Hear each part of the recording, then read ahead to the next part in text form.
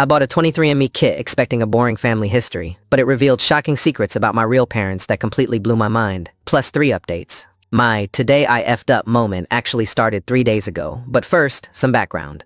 My dad was 56 and my mom was 46 when my twin sister and I were born. My dad died in 2007 when my twin sister and I were 12. He had been a heavy drinker and smoker since he was 10, passing at 69 following decades of very poor health. So, it was mostly a relief when he died. My mom and dad were married since 1973 and tried for many years to have children, until they had my sister and me in 1994. My mom only has us, but my dad had a son from a prior marriage who was about 30 years older than us. I've met him several times, but we aren't close due to the age difference. My dad also had 2 daughters from another prior marriage that I had never met. I only know they live in California, and I know their first names. They also did not speak to my dad and didn't attend his funeral. As I've gotten older and had kids of my own, I became more curious about my dad's family. I asked my mom to no avail. She said she had no idea about why the girls didn't speak to my dad, and she also didn't know how to contact them. I ordered a 23andme kit to hopefully find my half-sisters and get some answers. Also, the idea of possibly being 1% black or Asian would have been cool, as I am as white as can be.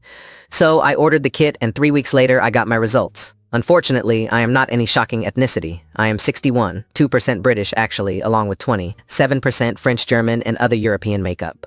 What is surprising, though, is that I found 4 half-sisters, 2 more than I thought. My dad was not a picture of moralism, so it doesn't surprise me he had some unclaimed kids running around. So, excitedly, I clicked to see the names. Oddly, none of the names matched my half-sisters I was looking for. This means I have 6 half-sisters. Wow. Dad was kind of a wild person, but this is still exciting. My twin and I immediately messaged them on the site. The first to reply, we'll call Mary. She said she was born via IVF in 1992 in North Carolina.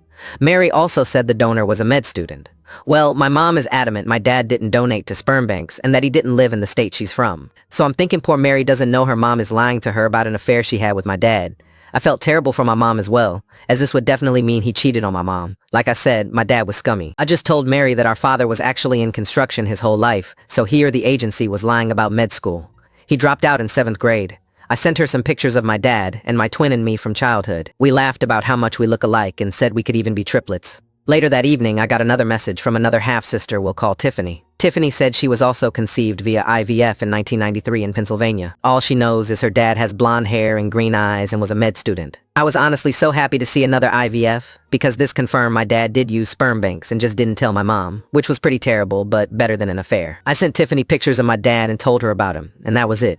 Then came last night. I was shopping at IKEA with my friends, relaying this soap opera story to them. I was telling them my theory about these sperm banks lying to their customers to get better prices, telling people they're getting a blonde hair, green-eyed med student, when in reality they're getting a brown hair, brown-eyed sheetrock worker. It was at this moment my friend Miranda said, "You and your twin have blonde hair and green eyes. What if your dad isn't your dad and your mom also used IVF?" At first, I laughingly entertained the idea that it would make sense for my mom to need IVF, because that makes way more sense than suddenly becoming pregnant at 46 and 56. I quickly realized, holy cow, that actually does make sense. Then came the obvious thought to probably everyone but me. How could a 55-year-old alcoholic chain smoker pass for a med student?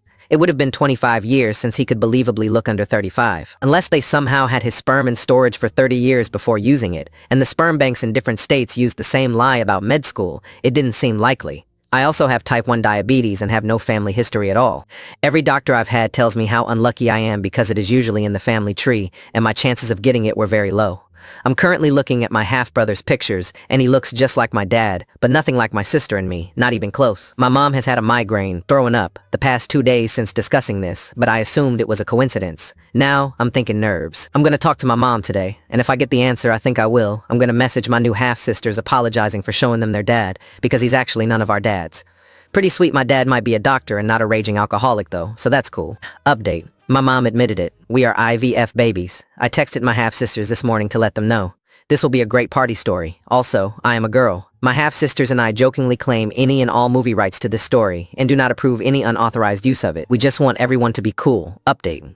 So when all this went down, my sister and I asked my mom to take a DNA test as well. She agreed. As it turns out, my mom is not my biological mom. As I said before, it makes no difference to me, because my mom is my mom no matter what. Here is the kicker though. My mom was wholeheartedly under the impression her eggs were used in her IVF treatment. She is contacting her doctor, who is still in practice, to figure out what the hell this means. I'm actually sort of sad for my mom. I didn't consider this as an option in the realm of possibility. We are her daughters, of course, but I can't imagine finding out at her age, with adult kids, that your biological line actually ends with you. So, yeah, I guess that's all I have for now. I talked to my mom this morning, and she's okay, thank goodness. She said we're still her babies. I discussed the idea of hiring a lawyer with her. She said she still has her IVF paperwork somewhere, so she is looking for it. Her paper hoarding may come in handy this once. I'm just happy she is alright. Update. So it's been 2.5 years since this shocking, although very much makes sense, discovery.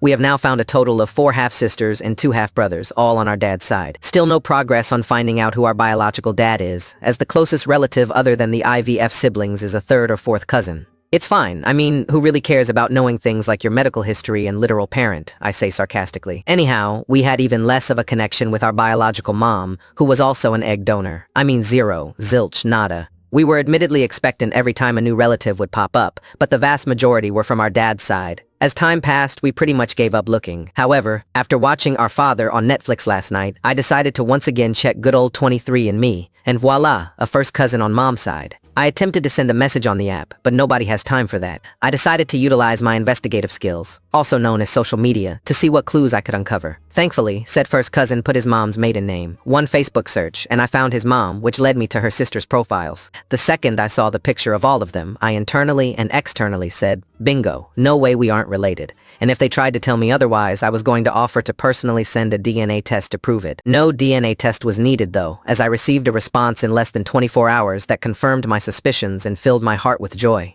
She wanted to find us too. Not only that, we also have 6 more half-siblings and a sports team's worth of nieces and nephews. We all live close to each other and are planning a get-together. I know not all of these stories have a happy ending, so it's fun to share when they do. I guess I didn't actually. Today I fired up.